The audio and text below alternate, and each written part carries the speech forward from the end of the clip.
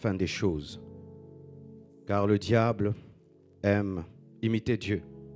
Il aime être l'alpha. Il aime aussi être l'oméga. Il aime détruire les commencements. C'est pourquoi il est présent dans les maternités. Comme Dieu est présent dans les maternités, c'est pourquoi le jour de la naissance de Jésus-Christ, l'étoile était là, les anges, mais aussi l'ennemi a cherché Jésus dès son enfance afin de le tuer. Il est aussi à la fin des choses. C'est pourquoi il était présent à la croix. Mais Dieu aussi était présent. Souvent, le diable attaque les choses que Dieu aime. Et lorsque tu sens une grande attaque contre quelque chose, sache que Dieu aime cette chose. J'avais parlé de garder la saine doctrine. Et je vous avais parlé de ma conviction sur la Noël. J'ai fait toutes les recherches possibles.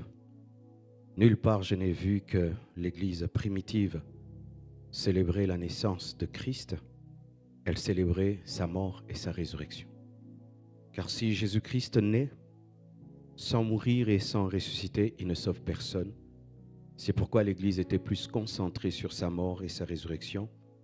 Et si même il fallait fêter sa naissance, ce n'est pas le 24 décembre, car le 24 décembre, chez les Romains, c'était la fête du soleil.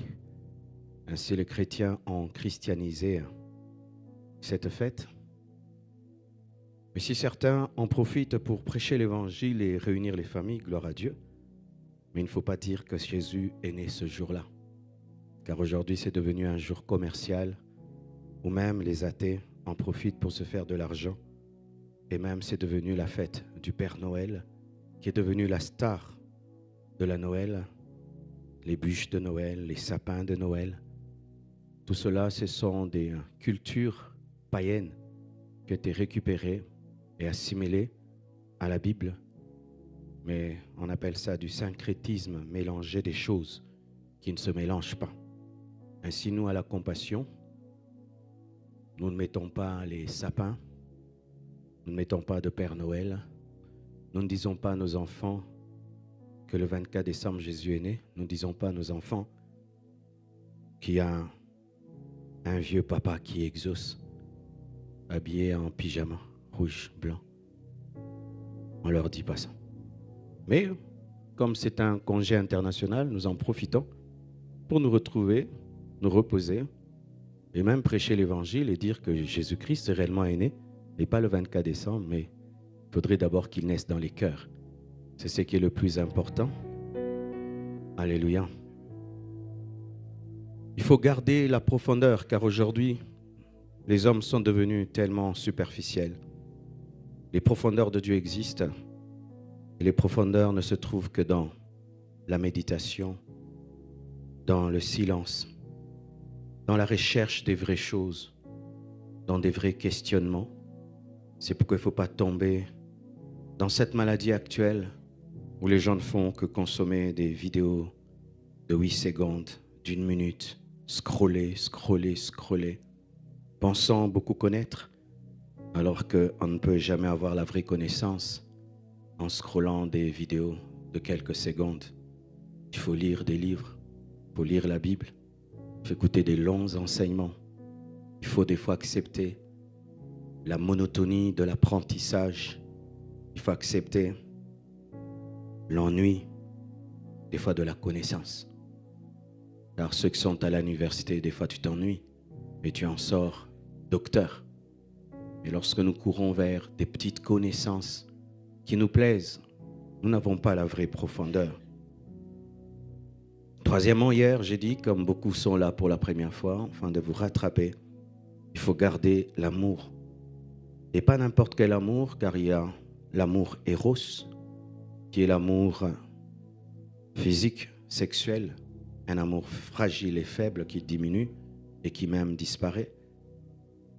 Et ni l'amour philéo, qui est un amour qui unit les membres des familles, les amis.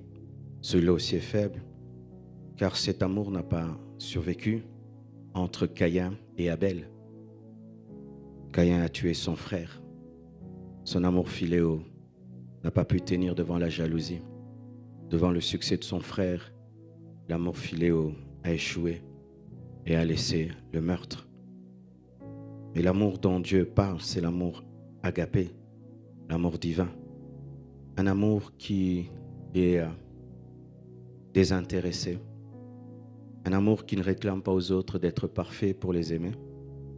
Un amour qui ne vient pas prendre, mais qui vient donner.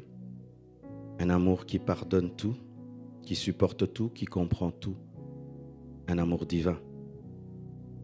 Et cet amour devient aussi de plus en plus rare à cause de la croissance de l'iniquité. Plus le péché croît, l'amour agapé diminue parce que le péché effrite l'amour agapé. Pour terminer, j'avais dit hier, il faut garder la foi. La foi, je l'ai présentée comme le souci que Christ avait lorsqu'il partait. Il a dit, lorsque le Fils de l'homme viendra, trouvera-t-il la foi sur terre? Est-ce qu'il va trouver des hommes en train de l'attendre? J'ai parlé du retour de Jésus. Notre foi doit nous amener à attendre le retour de Jésus, à parler de l'enlèvement, à parler de l'eschatologie, à parler de son retour. Mais aussi notre foi doit attendre jusqu'au bout l'accomplissement des promesses données par Dieu depuis janvier. Et même si tu es en décembre, tu n'as rien vécu, croire que cela peut arriver, car Dieu créa les cieux et la terre et toutes choses en 6 jours, et il te reste encore des semaines pour clôturer l'année. C'est tout ce que j'ai prêché hier. Acclamons le Seigneur. Amen. J'ai rattrapé quelqu'un?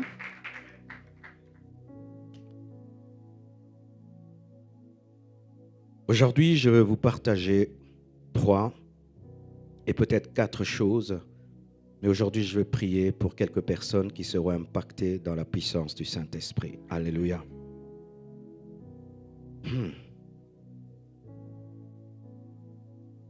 Apocalypse 2, verset 4. La Bible dit, « Mais c'est que j'ai contre toi, c'est que tu as abandonné ton premier amour. » Il faut garder le premier